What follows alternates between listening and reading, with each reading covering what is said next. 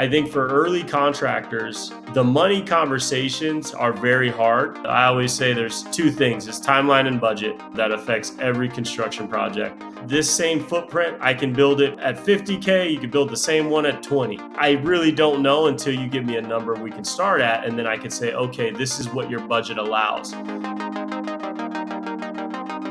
So welcome to the podcast. We have a good friend, Jovan Wright, on. Welcome, Jovan. Hey, how's it going, Brad? Good. Thanks for having me, man. I appreciate the opportunity. I'm super excited. Jovan is president and owner of Diamond Wright Construction. And I'll tell you what, he's one of the best golfers I know. So former basketball player, but turned golfer at a young age. I wish I was better, but I'll take what I can get depending on the day.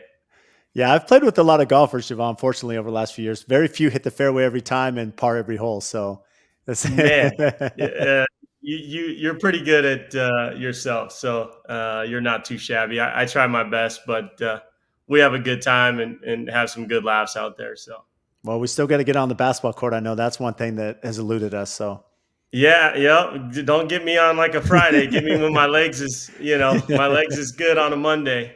I think I need to get you on a Friday after a long work week because get you tired. Man.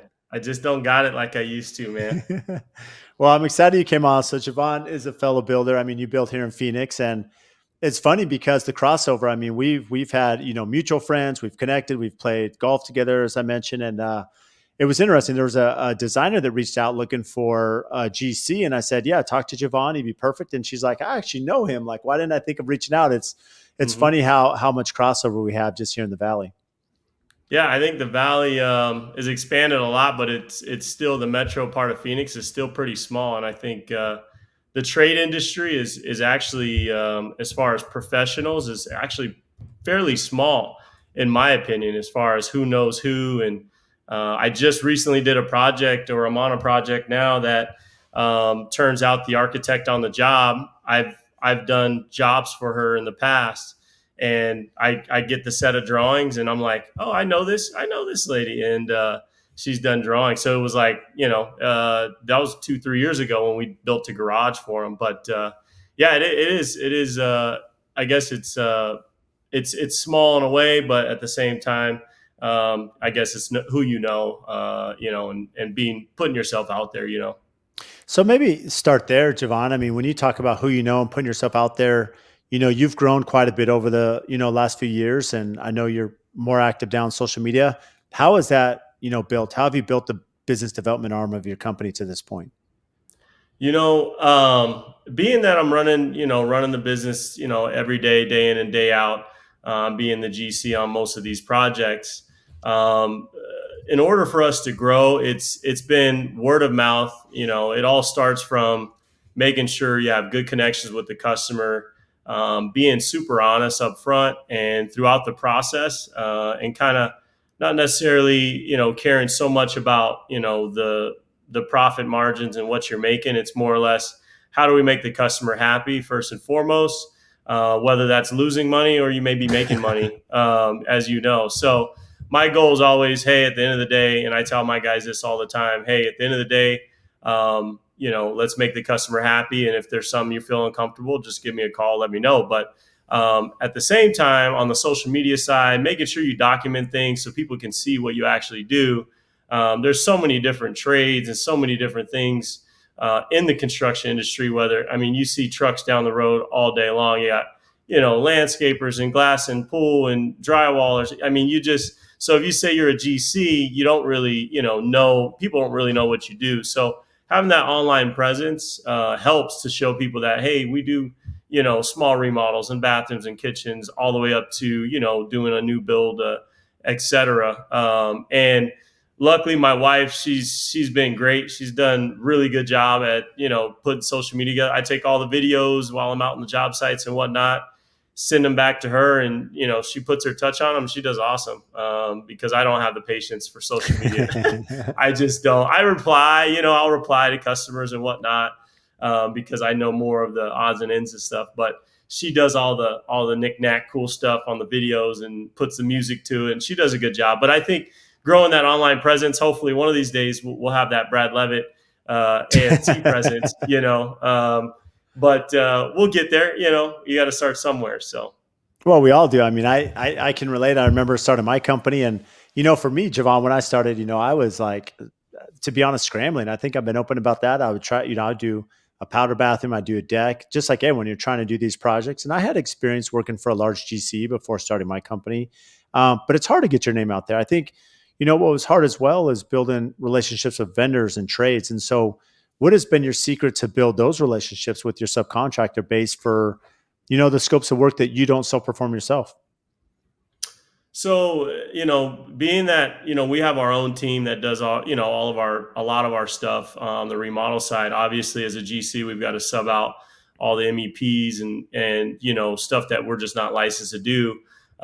It's actually, I've been lucky, I'm kind of young in the industry as far as like someone sees me, they're like, oh, this guy's young. He's a GC and I've got an AC guy that's he's in his mid 50s. My electrician, he's probably, mid 40s, so but I see, I'm not scared to get in there and work with the guys and try to help out the best I can in any way, shape, or form. And I've been able to put some good connections together with a lot of my subs that they know, hey, these are the numbers, this is what we're looking at, I want to get you the job, I want to, push it towards you, how can we get closer to this number, this is what our budget is.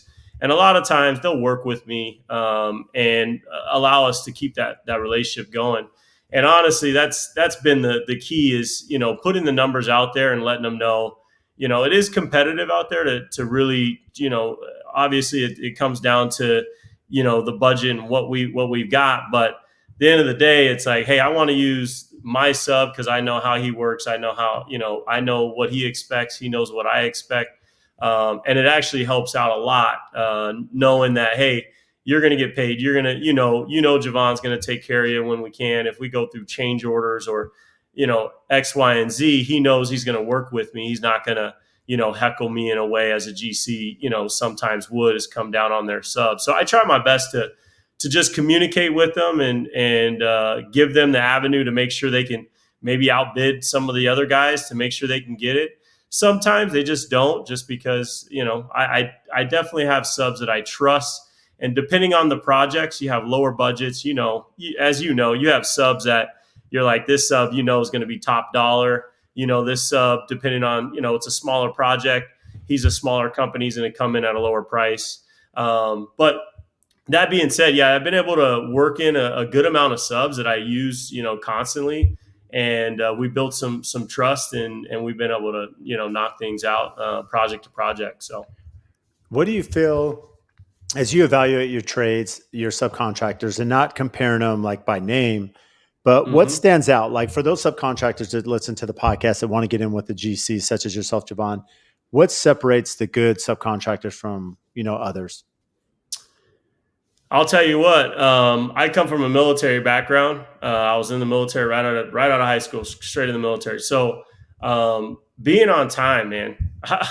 I mean, man, as you know, that's so important. As a GC, I've got 10, 12, 13 stops a day sometimes, and I don't have time to sit there for 30 minutes or an hour or whatnot to wait for you to walk you through items or whatnot. So if you're a sub out there that really wants to show a GC that you're serious, be on time, make sure, depending on, I always tell my subs, I'm going to give you a scope of work before you even show up. So, kind of when you show up, what you're looking at, some pricing. Hey, this is what we're building. This is what we're going to be doing. Here's the address. Take a look at it. You could see what we're doing. And then, hey, when we show up, we'll do a walkthrough or whatnot. And then they have a good understanding. But being on time is important to me, and it's very important to a lot of our customers. I mean, we show up into a lot of customers' homes where, hey, we're going to be starting your kitchen, or we're going to start your floors today. And this is on the smaller end. I think this is probably not, more towards what, the 80% of contractors going into people's houses, not necessarily building, custom homes. But these guys is showing up at the door, and you're knocking on the door, and here I am with my, my crew behind me. We do a walkthrough, and being that everybody's there, They can meet with the customer. And I think that just makes things go so smooth rather than you show up at the door and then you're like, I'm waiting on my electrician, or I'm waiting on. So it's not necessarily my time, but overall, as a team, we all have to be on time and look for that. So I think that's probably number one. Number two, I would say being clean is one of our, just cleanliness on the job site is one of my biggest things. If I show up at a job site at the end of the day, and I always tell customers, I try to stop by at least once or every other day at your job site. And if I stop by, I may snap some photos of, hey, I see this, I see that. I'm going to pick it up, of course, but hey guys, at the end of the day, we got to make sure we pick these things up, because this is what customers are going to see. They're not going to see all the work that's been done. They're going to see trash on the floor or things like that. So cleanliness is huge for me. And a lot of times, if you can, one of the three core values is cleanliness for my team is our core values start with cleanliness, respect for others. And I think, being able to have those two, aligning with each other is great. And then between those, you have quality that definitely, if you're clean, if you show respect to all the subs, you're always working with different subs on day in a day in basis, and you're respectful to them. Hey, electrician, you get all the memes and whatnot that electricians just come through and punch holes through the walls. If you're respectful to others, hey, where should we make these holes? Where should we do this for the drywall guys? Stuff like that. I think it helps quality overall on my end. So yeah, I think those three things, being a sub is, and I always say, be respectful first. Make sure you have a clean job site, and the quality will be there if you want to come back and do some more work, right? So it's funny you bring that up, Jovan, and the reason being is that one of the things I wish I would have thought about sooner when I started my business. Of course, now like you understand it, I understand this a lot more. Is what separates Diamond Wright Construction, right, from your competitors as you're working for a client? What separates AFT? And if you take that same analogy for us as general contractors to our sub base, what separates the subs to us? As you mentioned, you talked about time. Like when you have vendors and subcontractors that are punctual or communicate or do a really good job about showing up when they say they are, and they perform, when they keep the site clean. I mean, these are pain points that you have as a GC. And when someone's providing that service and living up to that, you're like, man, this is a great sub. I'm going to hire them all the time. And same thing for us when a client says, hey, I'm hiring Diamond Wright, and they're communicating, they're calling me. If they're not going to show up, they're texting me, hey, this came up, but we're addressing it. And, it's those open channels and keeping the site clean. It's those little pain points that we could do to make us better to our customers. And a lot of times we can have those answers to the test by just looking at how, our trade partners perform for us. Right. Yeah. I think keeping it simple. I don't think really any customer, and you may be able to vouch better for this because you're in custom. We do custom stuff as well, but not to your, degree. We keep things as simple as possible. And I think if you do that, that gives you an up, on everybody. Just like you said, being punctual, being clean, just doing those small things will definitely, and construction gets a bad rap sometimes when, you have trades that don't care, think of this as your house. You want to leave this house every day like it was yours. And you don't want, doors left open or things not, we put plastic on everything in people's houses. So we go in there, it's like, I tell my guys, plastic is cheap, furniture is expensive. Let's just, should we put plastic? Don't even ask. If you have to ask, just put the plastic. So, throwing plastic on all their belongings, stuff like that. And they're like, well, we're not even in that room. Well, who cares? Let's just throw it on there just in case, keep dust out, stuff like that. So yeah, I think it's the simple things. And when customers walk in, they see that, they go, oh, wow. Throwing, I call it the red carpet, but it's rosin paper. You can get it at any hardware store, but we throw rosin paper. If we're working in a bathroom, that's across the house, we throw rosin paper through the whole, and we'll double layer it all the way up to the bathroom, just so we're not walking on their porcelain tile or whatever floors or whatnot, to just protect it. We tell them, hey, customer, we're going to have this flooring, and it's not for us; it's to protect you. And most customers, they're like, oh, okay, wow, okay, yeah, we'll keep this down for us, and sweep up, vacuum it at the end of the day, and customers love that. So I think it's the simple things, all the quality, and throwing the tile on the wall or doing the work isn't necessarily hard for good trades. The hard part is they forget that they got to get in there and do the work, but they forget all the small things sometimes. So as GCs, we've got to make sure we manage that, right. How do you feel? I mean, you mentioned you're in the military, Jovan, and of course, you mentioned that to me in discussion. But how has that made an impact on how you run your business? That's a great question. So I tell people all the time. I said I've worked in all three fields, and the three fields I call them which is private sector, which what we work in. We own our Hmm. own business. You have the government sector, which is military, or you work for city government, whatnot. And then the last one is corporate. I've worked in corporate. I've worked for Lifetime. I've done all the odd and end stuff in a corporate world setting where you're not necessarily, you're just a number in my opinion. So being in all three of those, I think what stands out the most being in the military is the punctuality, is being punctual day in and day out. If you tell a customer, what time you're going to be there, be there. If you're not, shoot them a text. Hey, we're not going to be there on time. We're going to be there at this time. So that, and at the same time is honesty, and just being as responsible as possible throughout the whole process, and being accountable.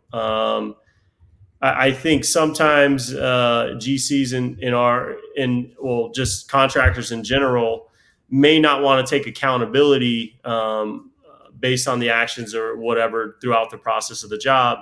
And my goal is, the first person to take accountability, we can move towards a solution. So a lot of times, I'm not going to sit here and go back and forth with a customer. It's what's our solution? Hey, I could have done better on my part. Let's do this. In the military, they hold you accountable, and I tell my guys this all the time. When you walk into a house, or when a customer walks into the house, they don't know who did the work exactly. They don't know your name. They don't know, hey, such and such did this or such and such did this. All they see is Diamond Wright Construction did all of this work. So when we walk in there as a whole, we have to work as a team. So if you see somebody that's not doing something that they shouldn't be, or hey, you got to do this a different way, or whatever, at the end of the day, it comes down on our overall name. So in the military, that's exactly how it goes. One man is your weakest link, is the, I guess, the will tell you how your company is, and because all the rest have to pick them up. So I tell my supervisors that, hey, I'm not gonna talk to one of the guys that you're supposed to be supervising. I'm gonna talk to you, and because it goes downhill. You gotta tell him what to do, X, Y, and Z, and look over all of that, and it goes all uphill. So if one of my guys don't do something right, then the supervisor doesn't, then it goes to me. So how do we fix that? Well, hey, at the end of the day, it's all of our fault. So there is no fault. What can we do to fix it? And then you go from there. So I think being in the military is, not only one is it's taking accountability, but two, working as a team and taking fault as a team. If we win on a job, we all lose on a job. So I always, if we give bonuses or whatnot to our guys, it's, hey, I'm going to give a bonus to everybody, not just one team, because you weren't on that job site for that week. Hmm. We all work as a team. And I think the morale of our guys, they're like, wow, hey, boss is, he's good. He's going to get all of our back, and we're all going to take fault, or we're going to take, the good things too with it. So Yeah, that's really good. I mean, from the corporate sector, how has that made an impact? Just when you say you feel like you're a number in the corporate sector, how does that become more personal now that you run a small business? So in the corporate, I work for, which Lifetime was great. I'm not gonna there. I'm just, and you may be the same, right? Being in a lot of us contractors, we want to be able to not have a ceiling. Having a ceiling for me isn't where I strive. And in a corporate setting, I believe you have a ceiling, right? Whether it's, hey, I've got to get to this, whether you're trying to become a supervisor, then a manager, then a, well, you already know what the top is from the start, right? Being that I'm an entrepreneur and trying to, build a business, I don't know where it could go, right? So in the corporate setting, I just believe you're kind of like, hey, you got to stay right here for so long, and then you may get promoted. Versus in construction, what you do and what you do day in and day out, as far as how hard you work and how much you're willing to go and get it. You in a year you may be able to go leaps and bounds, whether rather than in a corporate setting you may not be able to do that in a year, because you've got other people you got to pass up, that should get promoted before you, just because it's tenure.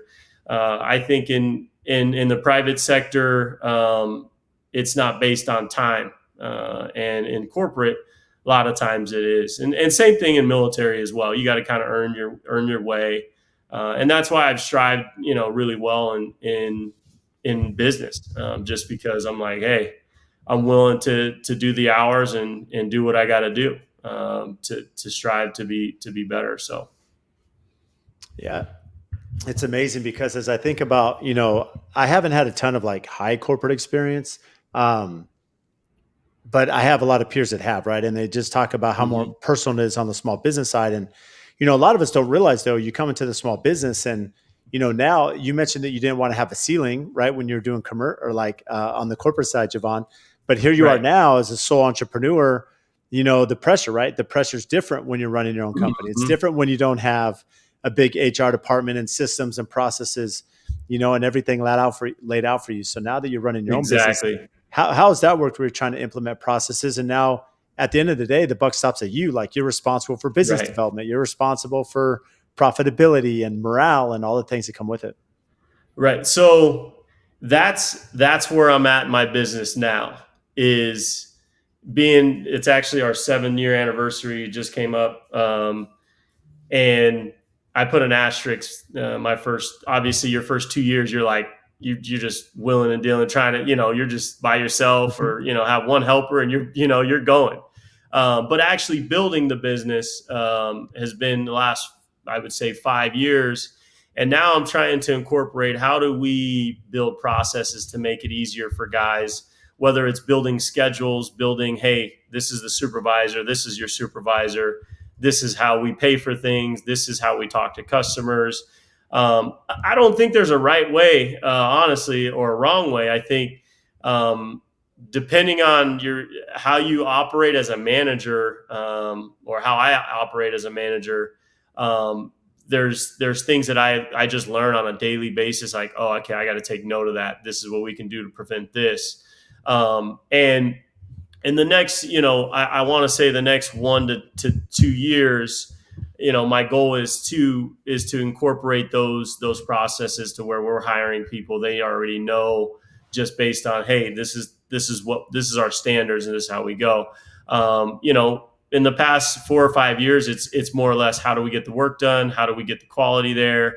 Because all that takes time, to be able to incorporate those systems and build them to make sure they operate correctly. You definitely have to take the time and spend, and you've got to have that with your supervisors, not doing the other work. So depending on how busy you are, and being that we've grown really well, we just haven't had the time that I would like to have, to be able to say, hey, let's sit down for 10 hours a week and go through these processes to figure out how we can make things. So we're kind of doing things on the go, like, hey, okay, let's do this. Let's and it's actually worked out. We can probably prevent things a little bit more, just by being more cautious. But that's why I'm on every job site all the time. And hopefully in the next year or so, we can hire on a construction manager to be able to, kind of do what I do now, and then I can work on the actual processes, of things, more or less, not necessarily running the day in and day out stuff. So with your role having to be on the job site, which a lot of us understand, I remember early on I was out in the field running projects. How Right. are you balancing estimating and accounting and AP and AR, all the billings? How are you Right. managing that arm of the company? So, I typically take my mornings. So typically I'm out of the door, which my daughter started preschool. So now here I am, trying to figure out how do I get her to school and not have to wake up my other kids. So, I work with my wife on that, but I try to get out of the door 7, 8 o'clock, and I spend till 1 or 2 o'clock just driving around, stopping at job sites, either meeting with the customer, figuring out those things, and then I try to set my estimates within a couple days. So, either that's Tuesdays and Thursdays, or if it's Monday and Wednesdays, I'll try to say, okay, hey, I'm going to set 3, 4 hours where I'm just doing estimates, and then those other days I'm running around doing what I got to do. So I try to set it up to where my morning to mid afternoon is running the business, and being out and about, and then by 2, 3 o'clock, I can jump on my laptop, get things done, make phone calls, et cetera. And I say my truck is my office. I'm not even kidding. I've got my laptop always open in my truck, whether I'm waiting on a sub or waiting on somebody. I jump on my laptop. I'm emailing, doing emails, maybe working on an estimate or working on a contract or payment addendums and things like that. So that's kind of how I manage it. I think for contractors out there that want to be successful, it's more or less break up your day in a way, to say, hey, I'm going to run around till 2, and then from 2 to 6, I'm going to work on my laptop. Which, as you know, most GCs, the reason why we have our jobs is because we like to be out and about and talking to people and picking up material and dumping the trailer X, Y, and Z. The hard part for us is to sit down, slow down for a second, and go on the laptop and go, okay, we got to get this, we got to get that done. So I kind of set some reminders throughout the week as far as, okay, I got these estimates I got to send out. I've got, by the end of the week, I've got this contract I need to have ready for next week, and kind of list those out. But again, I think everybody's got to have their own process, exactly of what works best for them. Maybe I'm a night owl, so I can be up. Sometimes I'm up till 11 o'clock, midnight, working on my laptop, because I'm okay with being up late. Some people may like to wake up at 4 in the morning. I'm not a 4 in the morning guy. So, I'll wake up, and be on my day, and then I can work, on my laptop doing computer stuff all, till midnight if I have to, and I'm okay with that. But you got to put the hours in. I mean, starting out, it's a lot of managing the schedule, and in construction, our schedules move so much that it's like, if I book my schedule out, I know when projects are going to start, but things happen where you got to move things. This material is not there, so I've got to call this sub, and that's why the afternoons work best. Is because, hey, this happened this morning. I can say, hey, my electrician, hey, you can't be at this job till Friday, not let's say not Thursday. So, and I think that helps, being that, and then out and about in the morning helps, because that's when everybody's out and about working, and I'm on my phone all, constantly, driving around. So the afternoon, some people, depending on the timing and stuff, they're out of work by 3, as lumber yards, suppliers they're closed. They open so early, so that's why I spend my mornings, running around. So with your estimates, being that you're running those, Jovan, especially now, like how much more difficult is it now to bid a project as opposed to before? I mean, are you getting a lot of subcontractor bids? Are you ballparking it based on project experience? How have you expedited that? Because you have a lot more Right. experience now, of course, and so I'm sure it's a lot easier. But Oh there's still yeah. so much that goes into these projects. Well, I think, being that where we're at in remodeling, we're doing your standard 2,000 to 4,000 square foot homes, Hmm. to where it's flooring, bathrooms, et cetera. And right now we're kind of in that field where most of the homes that are needing remodeling, or people that want remodeling, are built early 2000s, late 90s, and these houses are kind of built, very similar. Obviously you have your on and in stuff, but I would say 7 out of 10 of them are going to be almost the same template.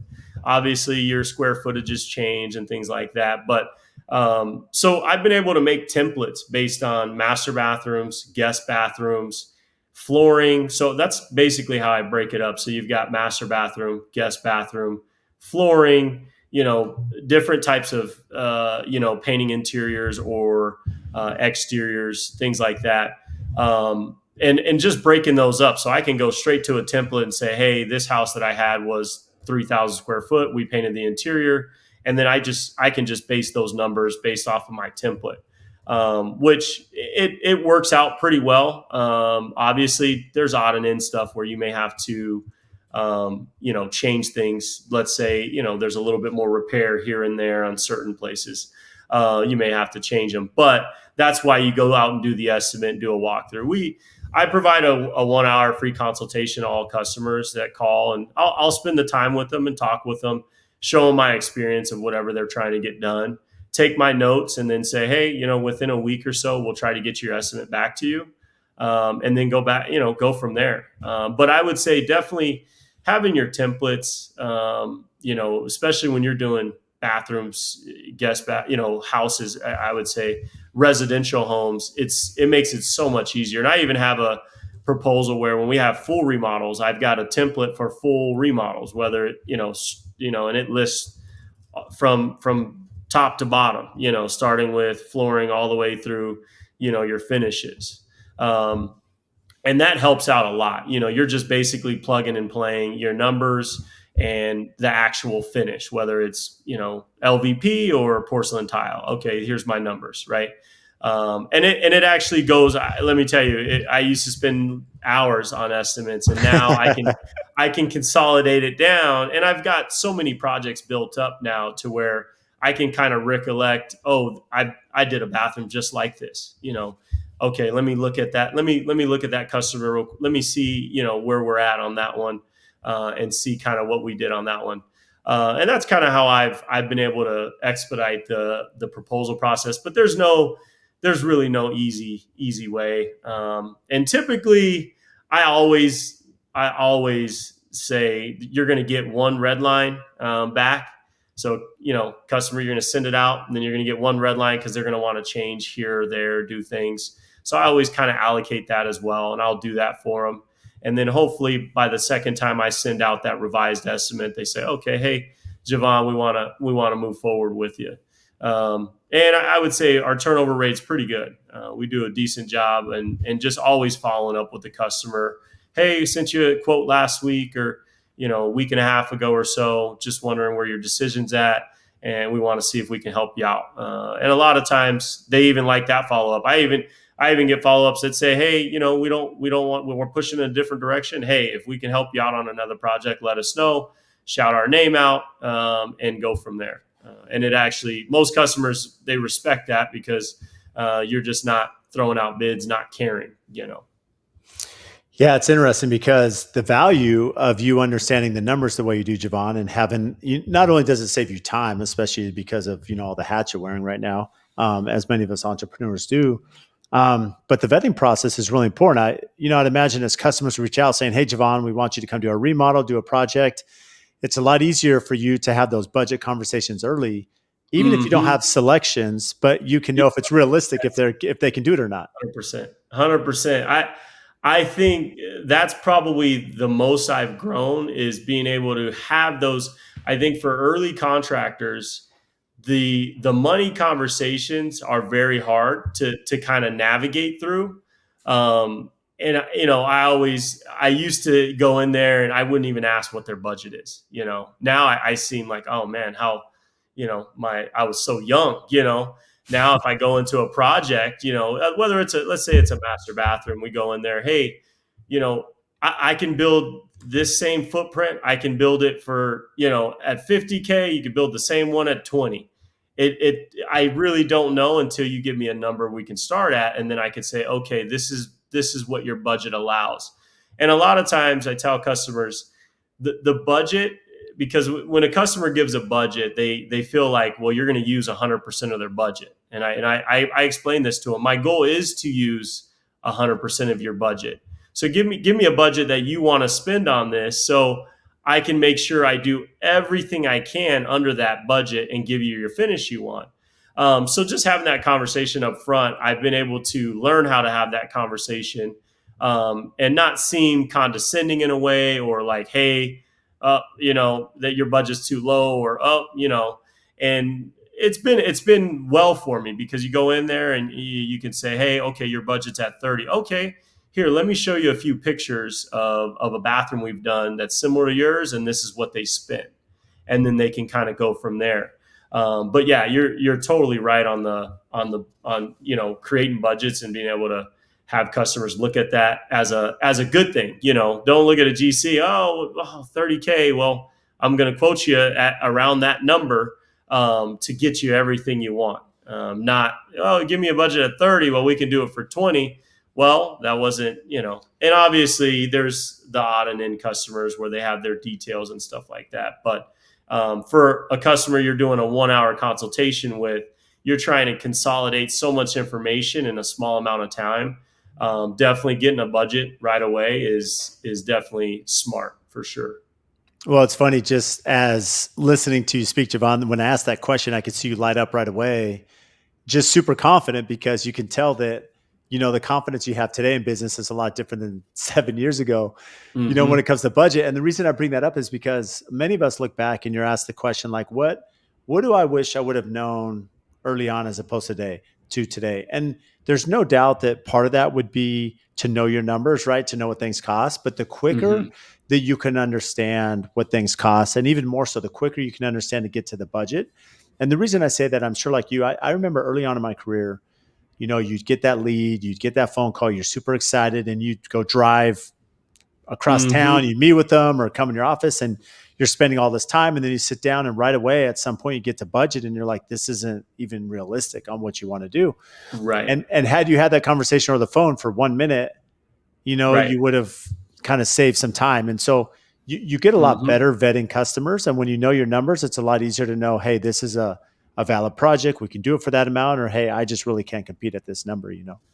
Right. Yeah. Transparency is, and honestly, that's one of the easiest ways that you can vet is, you ask a customer, what is your budget? And if you get backlash right away, it's a sign, that they don't trust contractors and whatnot. And I've been through those conversations, well, I don't want to give my budget because of, X, and I'm like, well, I'm not the contractor that's going to just sit here and take your money. That's not my goal. My goal is I want to know what project or what finish you want, and I want to give that to you. But I've got to know what our constraint is on the budget, because obviously that's what it comes down to. It comes down to, I always say there's two things: it's timeline and budget, Mm-hmm. that affects every construction project.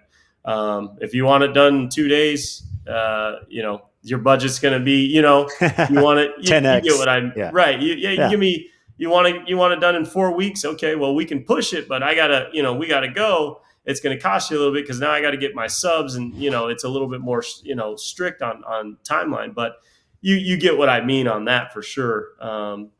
So yeah, I think budget is very smart.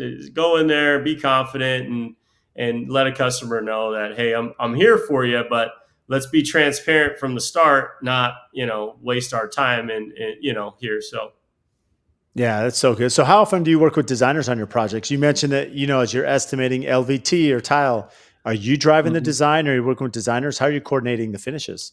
I'll tell you what, and I'm sure there's a lot of interior designers that are listening in. I think there's a huge market for the smaller end design, because what happens is I've got a few out there that I've used, designers that we've used. However, on the smaller, let's say the $30,000 master bathroom, right? Mm-hmm. In my opinion, I believe there's a lot of finishes that I believe a designer would help out tremendously on the GC side, because what happens is it ends up getting turned over to the GC, and then, well, what faucets should I do, or what type of tile, or and you're just like, well, and it takes a lot of time, because customers don't necessarily know exactly what they want, at the start, until you start giving them details of what this material is, or, hey, well, I've worked with this material and this is what it is. That's kind of what an interior designer does, and I've wanted to work with an interior designer that says, hey, on any bathroom or let's say a house that we do,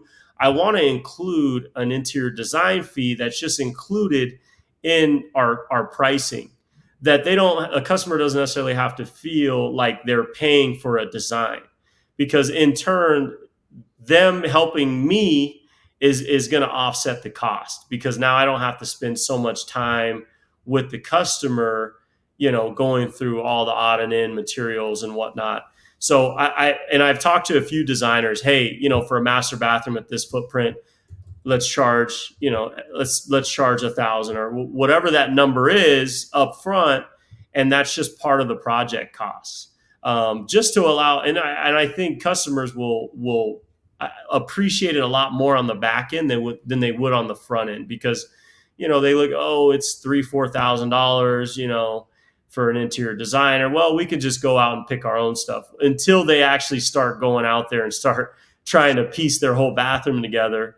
We put a material list together as far as finishes, the stuff they need to purchase, but they'll text and FaceTime, hey, what do you think about this, or that, and you try to be a very I'm a guy that I'm a people person, so I don't necessarily want to not answer their call. Like, hey, I'm here to help you, but please, if you pick the wrong thing because I told you something, I'm not an interior designer. I'm very practical. So, and I think most GCs are. They're very practical on things. They want things to operate and work, correctly for a long time, not necessarily the look of it.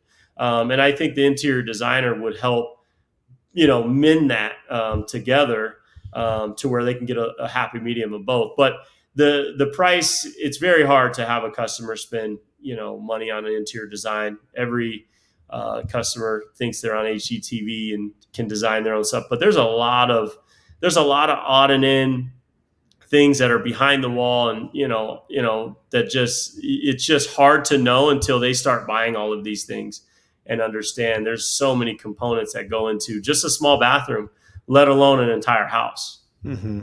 Yeah, it makes a huge difference. Yeah. As you look back at your career, Jovan, like, what would you tell your younger self, like, piece of advice based on where you are now? Man, that's a great question. I'd probably say, um, spend your time where it's going to build your business more. And I say that in a way, customers will definitely, they'll take as much as they can from you in your, and I say that by time. I think there needs to be an expectation made from the beginning. And as long as you can set those expectations in the beginning, it will really set you up for success, going forward. So, I think that's probably my biggest thing I would say is, hey, before we sign contract and before we, move forward, these are my expectations, and the customer will also have theirs. Hey, what are your expectations, as me, your contractor, coming in here and doing this? And being able to list those things out. Well, they may have, restrictions on weekends, and they may have restrictions on, you can't park in their driveways and stuff like that. Excuse me. And just knowing those details from the start will alleviate so much stress and time. And I think those conversations are a lot easier for me to have now than it was, 4 or 5 years ago, when you're just like, hey, I just got a new job. I don't want to mess it up by saying something, or, not doing the right thing. So you're just trying to, just get it on the books and go. I think now, I'm in the, and being that you get your name out there, and you're kind of not necessarily wishing on every single job, knowing some jobs you just can't compete with the number, right? You just go, hey, I can't compete. And hey, it was a pleasure meeting you. Sorry, I can't compete with that number. And then you just kind of move on. But definitely setting your expectations with customers from the start will alleviate so much time saved, and headache down the road. I would say that's probably one of the things. And I would say second thing is, and we didn't really talk much about it, but I would say is starting off some business credit to really push you forward in case you need things down the road. Because as I've grown, it's became and it's a cash flow business, especially if you're a smaller company. Being that, hey, we need to, we want to push this project, but you may not have set up your payment arrangements right or whatnot, and you've got to you got to wait for a week or 2 weeks until you get there. Being able to have a little bit of comfortability with finances, I think on the business end, will definitely help you. And it could be something super, super small when you first start. And then just kind of work your way up. And then when you're at that 5-7 year mark, you've got everything where you need it. And if you got to get a checking line of credit or whatever it may be, you're not holding up yourself to really push projects and grow. I started a lot later in the process, but I've been able to just tackle it and just go. But I've learned that in the past couple of years that it's very important. And I would say for anybody starting their own business, that's definitely one of the things. But don't take advantage of it, but make sure it's at the right time. So what keeps you up at night now? You know what? So I had a job site. We tore down a huge ficus. We're going to be building an RV garage in Casita. It's 2 stories tall. I want to say it's 80 by 30. And we tore out 4 ficus trees. There's a huge 60-footer in the front, and their chipper that they were using to chip out, it broke or something happened to it, and they only got about halfway done. They couldn't get the rest till the following day, and they had it all piled in the street. As you know, if they're going to be tearing down a tree, they pile it up and they throw it in the chipper, and then they just on their way. Well, they're like 15-20 feet out in the middle of the road, and they've got 2 cones, and it's probably 2 o'clock in the afternoon. Oh. And I stopped back, so I stopped back through there, and they tell me, and they're like, can we leave this here? Absolutely not. You guys need to move all this back into the yard, because I don't want this in the street. And I would say that's something, it's kind of funny, but sometimes your subs think that, oh, it's okay, let's just leave, like a football field worth of brush, in the middle of the road. So I would say what keeps me up at night is probably just making sure I've got a bigger crew now. So just making sure I can make sure they have work on a daily basis. And now we're talking, we're not talking next week. We're talking 2-3 months from now, right?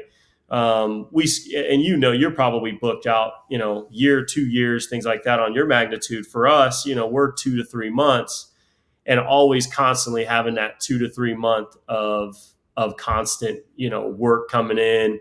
So always, I would say that's probably my main thing, is making sure we keep customers coming in, and liking our work. And then on top of that, just as we're taking on bigger jobs, just making sure I'm doing my due diligence on the drawings, and making sure I'm looking at all the small details that we don't miss, because as you know, the small things can hurt you, and they can hurt your bottom line pretty quick. We just started a commercial TI right off a talking stick in the 101, and it's in Scottsdale, and it's one of our biggest TIs we've ever taken on. And I'm there like every day, at least for a couple hours, just looking through the drawings. I've looked at them 500 times, but just making sure you're dotting your I's and your T's, and you're going through things. That's kind of, as you start growing, you're going to start taking on bigger projects. Your revenue's starting to grow. These contracts are getting bigger, and now you used to just have a customer just sign a contract. Now you have a lawyer looking at your contract before even the customer signs. So you're like, now I got to make sure this is, I'm doing what I got to do. But I wouldn't let it discourage you. As you grow, I think bigger projects, they just creep up as you grow. and just take on the challenge, but definitely spend the time to make sure you do your due diligence throughout the project. No matter how many times you've looked at things, look at them again, double check them again. My plumber, they're doing the underground there, and I measured that with the plumber 3 times. And tomorrow they're going to finish. I'm still going to go over there and double check everything. And because as soon as we pour concrete, that's it. It's a big mess up if something's off. So just those things, just double check, triple check things, and make sure you set yourself up for success. As much as you can. You're going to go through things that you may mess up. But if you can say, "Well, I tried everything I could to prevent that mistake," you won't beat yourself up too much. So I know we touched on this at the beginning, but what do you do for fun? Well, I don't play enough golf. It doesn't show for anyone listening. Like Jovan is insanely good. Like it's wild that you don't play and you're that good. It's all relative. Golf is a game of. It's literally they should call golf literally life. That's what they should call golf, because I always tell I want to get my kids into golf because I've got a 2, 3, and 4-year-old, and I don't know. There's probably a lot of subs just like me and GC's young coming up. They've got kids and they're managing so many different lives, right? So you kind of have to push golf to the side, or whatever your hobby is, you got to push to the side a little bit. But one of the things I always, and this is between my wife and my family, is every Saturday I make sure I go out and play golf. Every Saturday morning, which I get out super early. They're not even awake by the time I get home. But get out super early, get out and play some golf. And then I play in a couple men's leagues, basketball leagues as well, just to stay active. And I've recently just started working out, on a, I would say, I think it's been since about April or so that I've just been constantly in the gym. And it's more mental than it is physical. Most people don't think that. But people say, "Oh, well, you've been working out for 6 months and you don't really see a change." Well, you don't see a change, but mentally I feel a change, right? So I always tell people mentally, especially for entrepreneurs, get in the gym, get your workout, whether it's in the morning, afternoon, evening, whatever time it is, get your workout in. You'll feel great. That next day you're ready to go to work. You got a little pump in.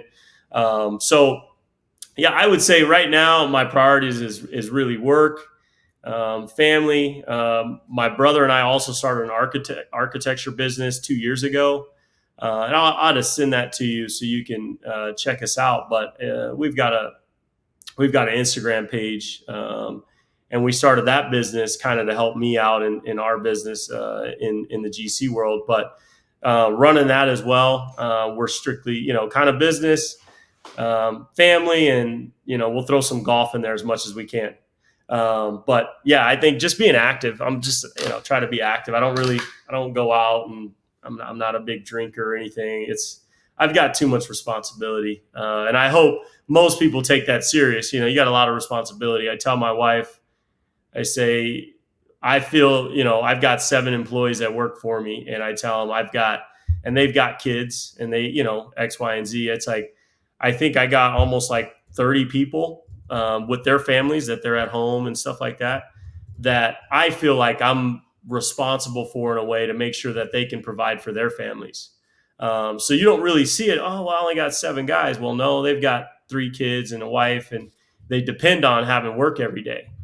So I take it super serious to make sure, go out and do what I got to do to make sure I could take care of not only them, but, allow them to take care of their families as well. But yeah, man, golf is definitely one of the top things on the list. Well, you're awesome. I mean, Jovan, I've known you for a while. You're an incredible guy. And as you mentioned, responsibility. I mean, you have your employees, you have your wife, you have 3 kids, 2, 3, and 4. I mean, you're right in the thick of it. So, it's right. A busy time. So for those listening, where can they find you? And then even drop maybe how they can reach out about architecture too. Yeah. So, well, again, my name's, you can just look me up, Jovan Wright, but you can look us up at Diamond Wright Construction. You can just Google that, and you can also look us up on IG at Diamond Wright Construction. And then my brother and I started an architecture business. I do a lot of the consulting, and he does a lot of the drawings. He's phenomenal. My brother, let me tell you, I'm the opposite of him when it comes to tech. He's so tech savvy. We do everything through Revit. We use multiple different ways to. He uses Bluebeam a lot, with where he works in his corporate world. But on the side, he does our business, which I told him. I said, bro, when we start this business, you're going to get busy. And in 2 years, he's like already, hey, next year I'm going to have to quit my real job, because when you're good at something and you can provide, value to somebody, you can do well. So it's Wright Builds Architecture and Design. You can look that up on IG as well. We've got a website as well. And you go on there, it's got our phone numbers and whatnot, how to reach out. But I say, if there's any young kids out there that are, I started my business when I was 24, that are in the, middle of starting their own business, figuring out like, wow, this is not as easy as I thought. There is a brighter side, and you'll grow. Just don't quit and keep on going. But I wanted to shoot you your flowers, man. I wrote down a couple of things that I thought was phenomenal by you. We've been able to play some golf together, and I've gotten to know you, a little bit. You're probably one of the most humble guys I've met, man. For what you've been able to accomplish in the years you've been able to work and do what you do, I follow you. I don't like and do all this, stuff on IG very much, but the stuff, I just can't pass your stuff up. I typically hit the like button. I'm like, man, that's pretty cool, and being that it's here in Arizona, it's right. I'm driving in Scottsdale every day. I'm like, yep, some Brad Leavitt house is up there somewhere, and you're the definition of excellence when it comes to construction. I tell people, hey, AFT's the role model I look up to as a business, to get to that level where we've got QR codes on our walls and making sure, we got things dialed in. And then the ambition that you have just to, shoot out to others for more information with your podcast. You don't have a podcast just, jibber jabber. You're just trying to gather information from other trades and people that are in the industry. And especially bringing someone on young, that doesn't really have, everything just yet, but young and coming up, trying to, figure it out. It's a huge opportunity to be able to talk with you for an hour on your podcast, man. I appreciate it a lot. Well, I appreciate you, Jovan, and the kind words. That means a lot. And the reality is, I think we can learn from everyone. It doesn't matter what stage of business. There's a lot to be learned. I definitely don't have all the answers, but you're a good man. So everyone listening, go follow Jovan. If you're here and you want to lose some money, get beat up in golf, call him. If you want to get beat up at basketball, that's right. That's right. I only give you 75% of your strokes. I can't be giving up too many strokes now. I know you're busy now, but anyways, Jovan, you've been amazing. Thanks for coming on. Thanks, Brad. Appreciate it, man. If you get value from the show, please support us by giving a 5-star rating and review on whatever platform you listen to. And I also have a favor to ask. We've had some incredible guests that come on and share their wisdom, their knowledge about their business. So if you have friends or family members that could benefit from those episodes, please share it with them, as well as any other business owners that you're networking with that could get value from the podcast or certain episodes. Please share those as well. Again, subscribe, make sure you're following. Any questions that you have, topics. We've had listeners reach out about certain guests that we should have on the show. Again, brad.l@aftconstruction.com. Email me for topics to address, guests that we should have on, and even if you think you'd be a great guest for the show. So again, thank you for all your support, and we'll see you next time.